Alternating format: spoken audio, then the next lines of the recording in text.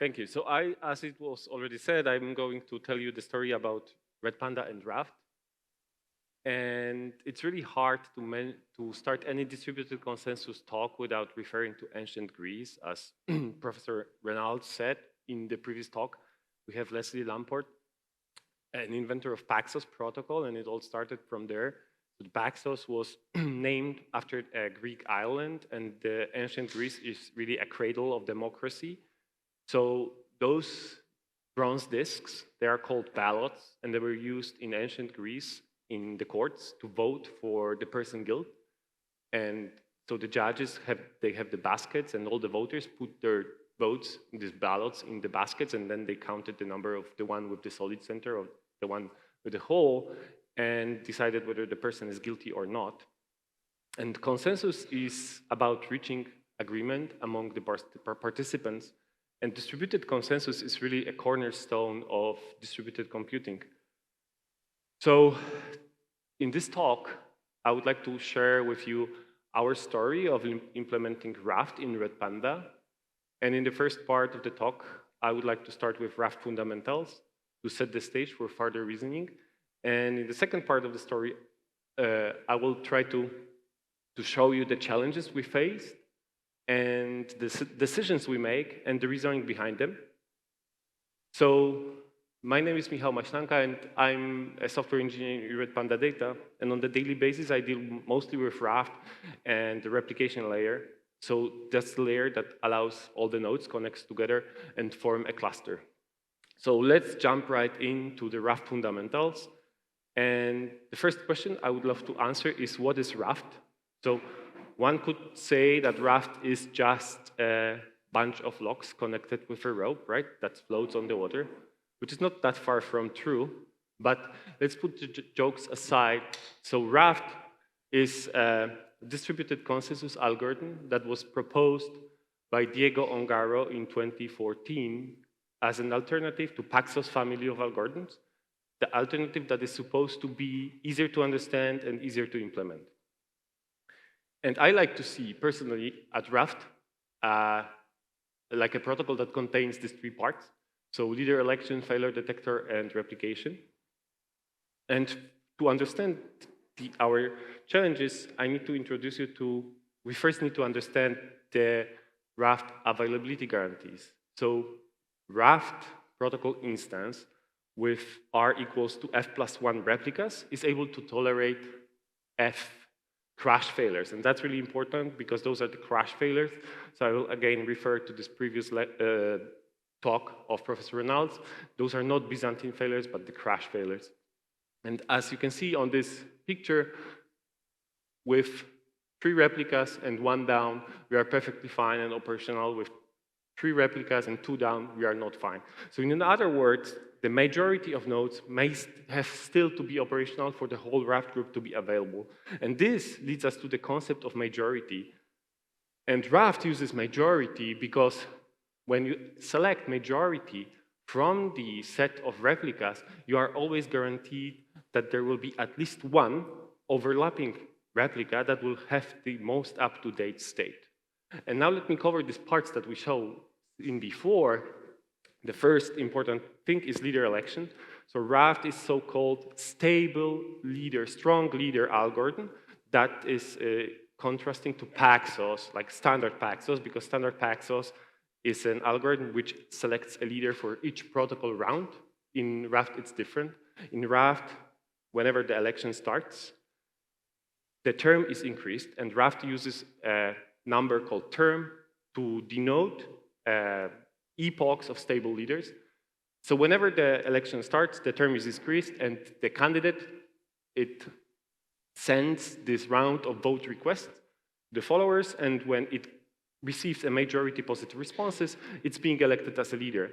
And when it's elected as a leader, then it starts replicating its data. So here, the leader is marked with this small yellow star, and you can see that after an entry is appended to the leader's log, and here we have this yellow box with number 2 on top, that's the term in which the entry was appended. Then a leader sends append entries request to replicate those requests those messages to the followers. And when majority of nodes, which includes the leader, obviously, accepts that, acknowledges that message, it's committed and can be applied to the state machine that is built on top of Raft protocol. And as we said, the next part of Raft is failure detector. So when leader is stable and nothing is appended to its own log, it's still exchanging the append entries requests, but with no messages in it.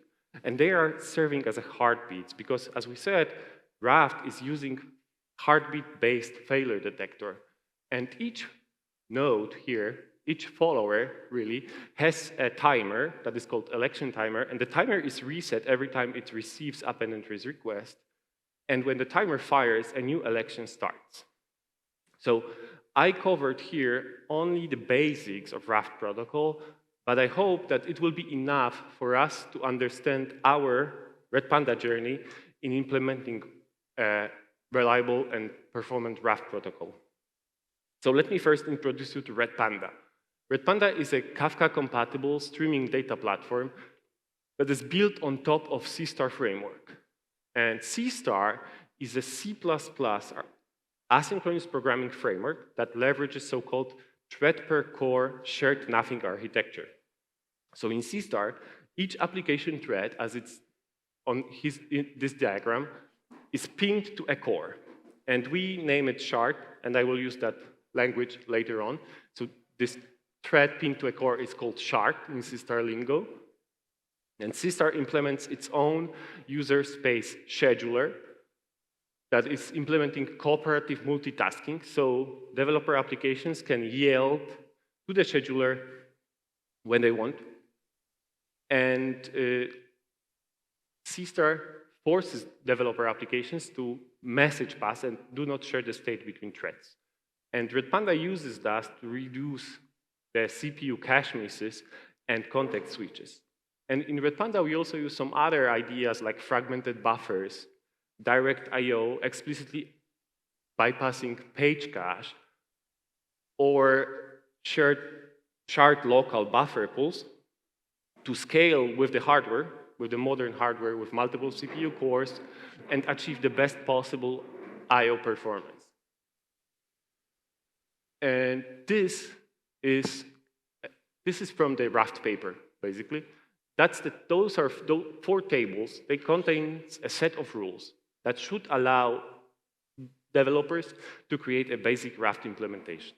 So I would like to express appreciation here for the Raft paper authors for that, because that was our source of truth when we started implementing Redpanda in Raft.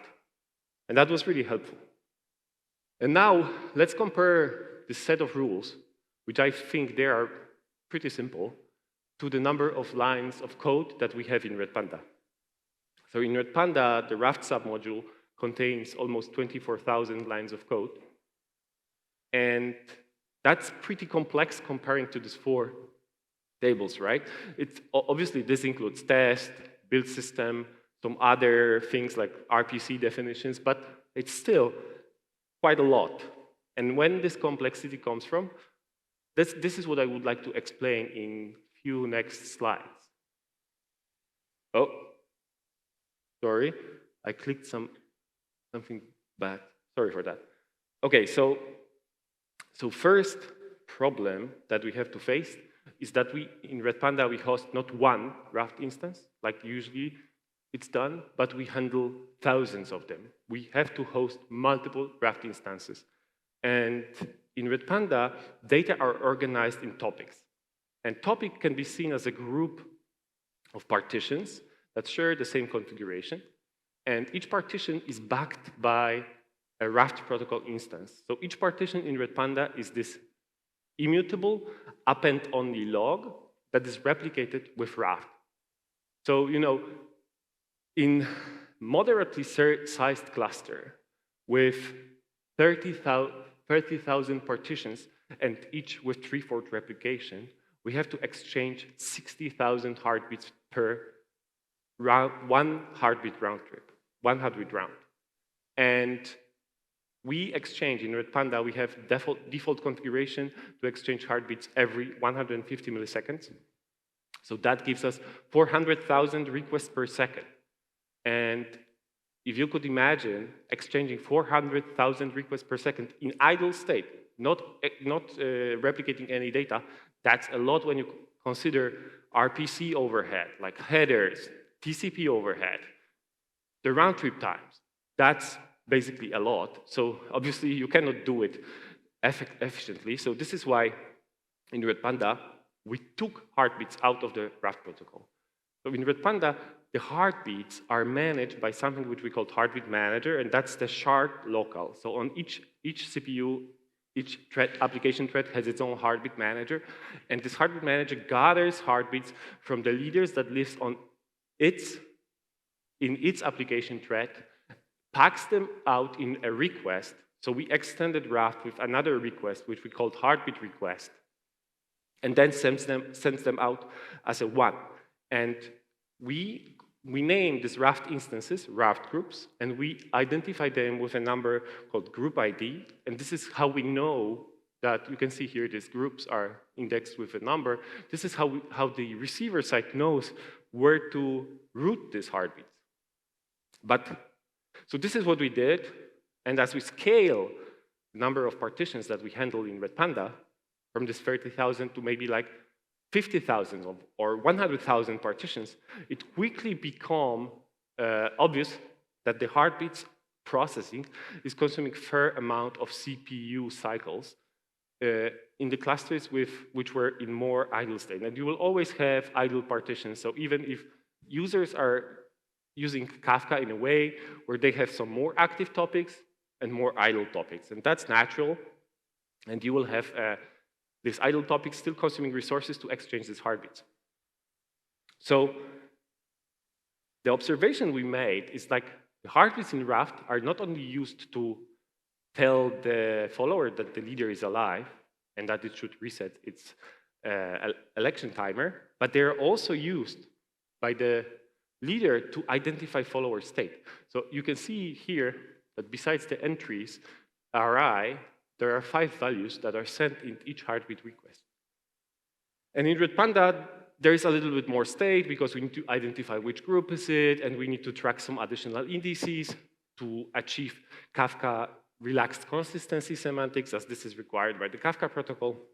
So we ask ourselves whether it is needed to really send all this data when leadership doesn't change and the leader knows the state of the follower. And well, the answer is obviously we don't have to. So instead of sending all this data, which is 56 bytes when you count it in like a CPP struct with alignment and holes, instead of sending 56 bytes of data, we send 8 bytes. And this lightweight heartbeat, the only purpose of this heartbeat is to tell the follower that the leader is alive and resets its election timer. And every time the state changes of the follower was identified as being out of date or not available, we switch back to the full heartbeat mode. And this is a vector, so that's perfectly well representable as a columnar format.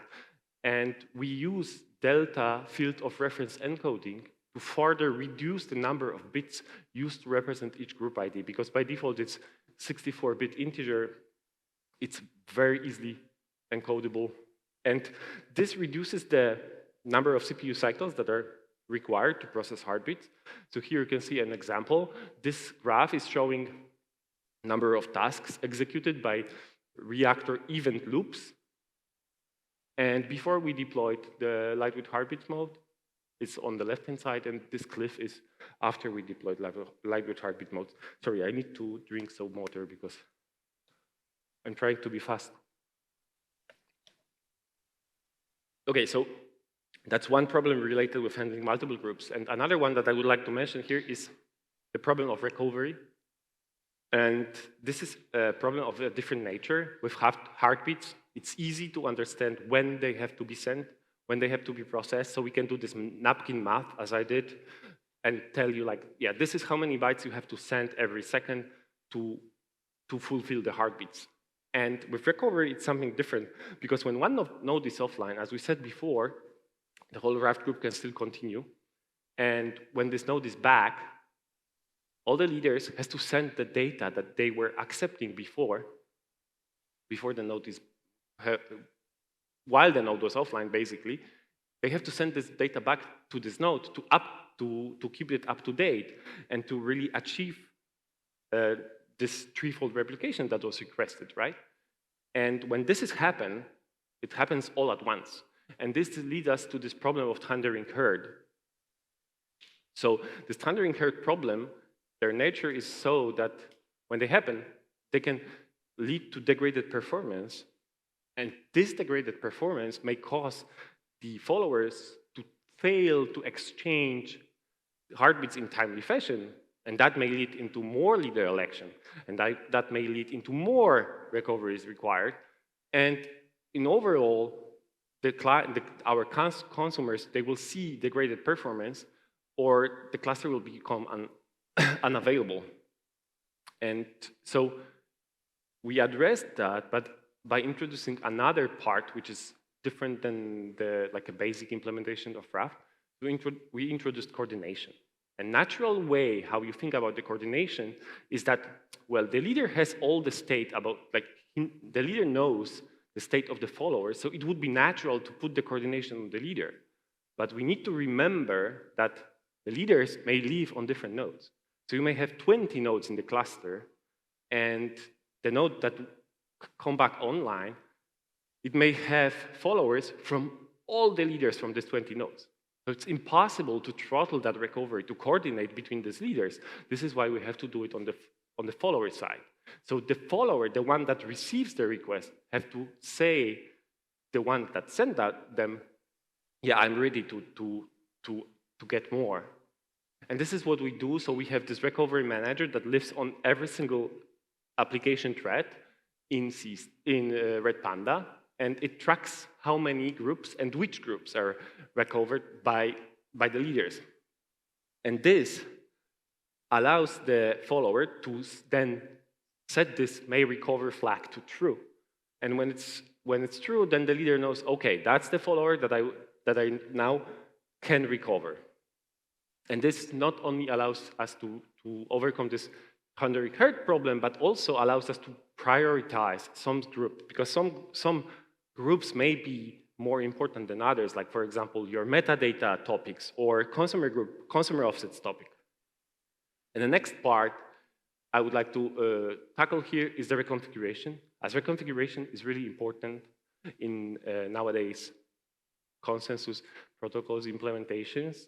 As when I joined Redpanda, I always thought that the things like decommissioning node or like removing node from your cluster is done in the night when the traffic is low and it's shepherded by the group of people. You know, it's like the whole company is in the red alert because we are going to remove a server from database. But I couldn't be more wrong. And I learned in Redpanda that nowadays this operation happens all the time.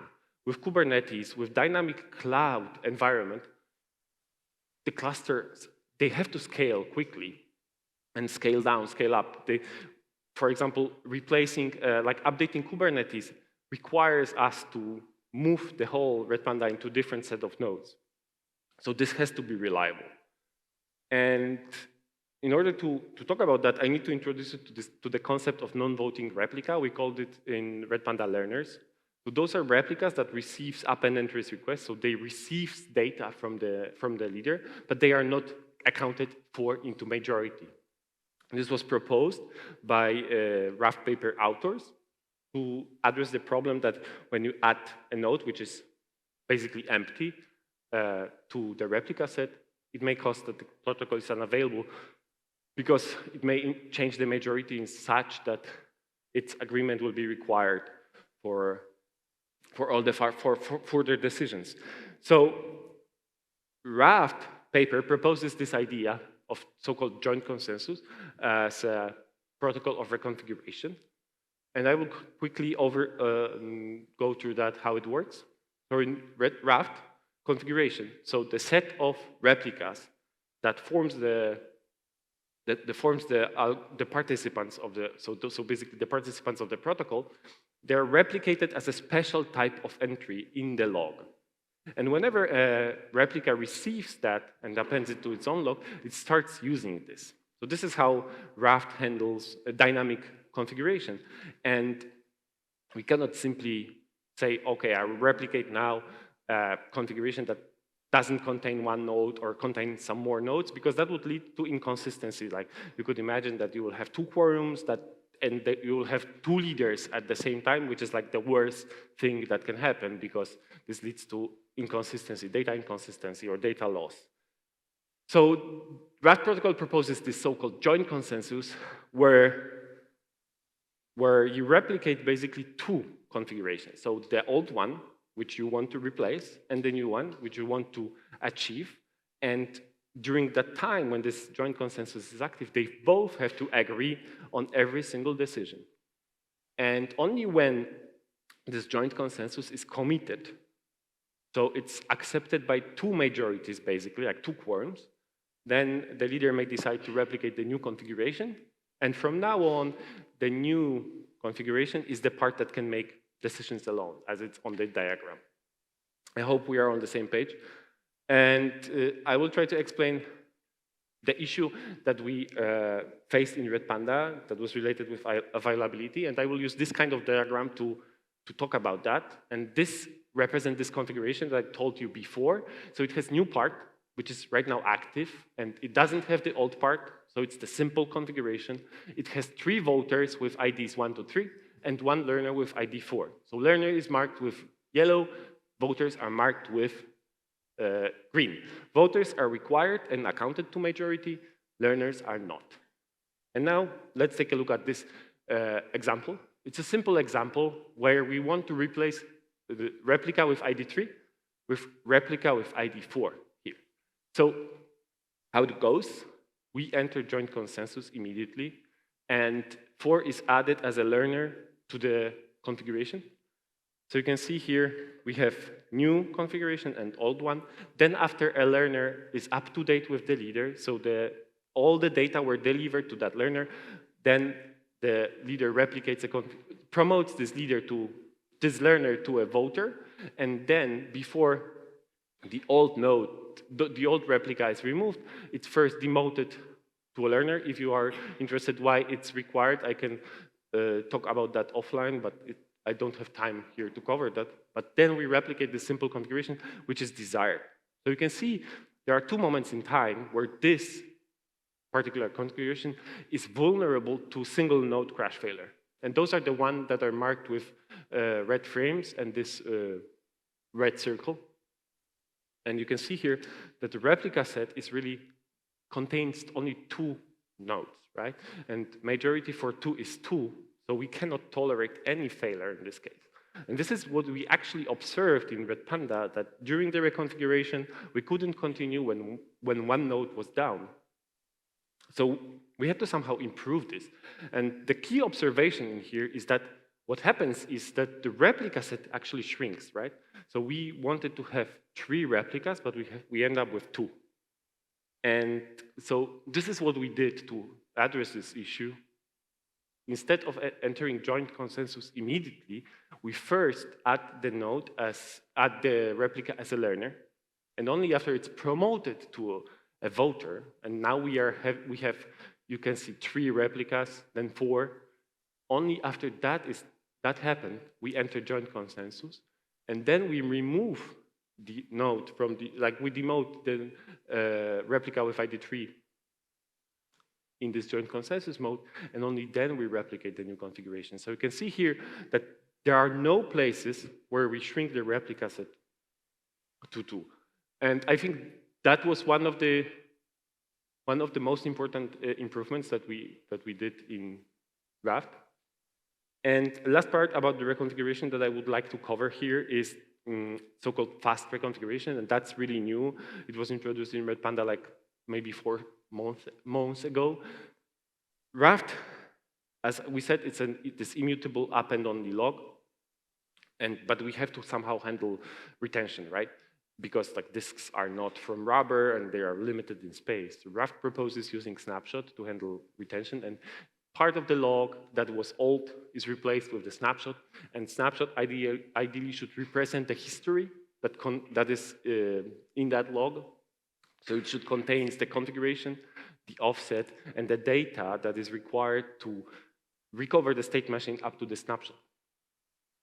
And another leg of fast reconfiguration is a tiered storage. So in Redpanda, we use this mechanism of tiered storage. So basically, we upload data to the cloud, to the object store, instead of keeping them at local disk, because local disk is very expensive, while the object store is much cheaper to retain large amount of data. And people want almost infinite retention, so this is how we realize that. We upload this data before moving them from local disk.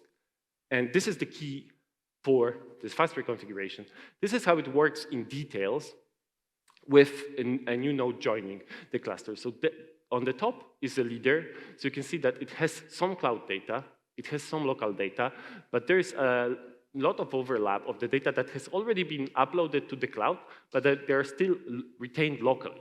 So in normal Raft, what happens is when the new node joins the cluster, we first initiate its lock with the snapshot, because that's how it's described in the Raft protocol. So we first send the snapshot, and then this leader has to send all the data that are locally available to the follower that joins, right? And we cannot do it with YOLO policy. You cannot just do it as fast as possible, because we don't want this background task that we do in the background that is responsible for our day-to-day operations to influence the actual workload that the users care for, right? Like, we don't want this to influence the throughput or latency of the client's workload. So it may take a long time, right? Like, you can have a partition which has 1.5 terabyte of data. By default, we transfer it with the speed of 100 megabytes per second. That's ours. And multiple partitions, so you can imagine that's a lot of data to transfer. So we leverage the fact that there was this overlap that I showed you, that actually a lot more is uploaded already in the cloud and is already available in the cloud. And we extended our Raft implementation with this on-demand snapshot. So we take a snapshot, not at the place where the protocol is at right now, which is like described in Raft, right? So the protocol is right now, we are taking the snapshot, we are cutting that here, that's it.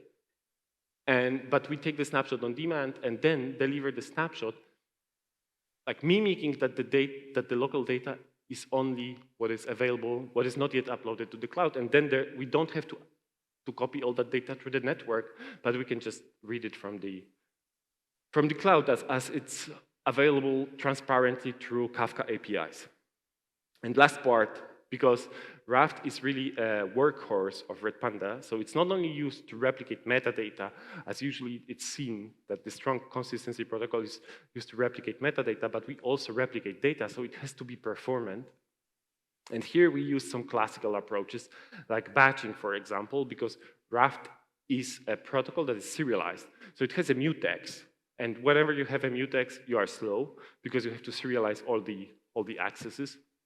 So instead of putting this all requests, all concurrent process requests into the queue, we put them in the batch and then execute them as a one. And another performance optimization that I would like to mention here is also a pretty classic one, and is also proposed by Raft paper, is pipelining. And pipelining allows us to send multiple requests at a time to the follower from the leader, instead of waiting for every single response. And then there is like another opportunity to batch it on the follower. And this way we can, like, for example, reduce the number of fsync syscalls that we do on the follower. So right, we are almost there. So just the key takeaways. So I would like to say that I've really learned a lot during my 5 years while working on Raft protocol in Redpanda.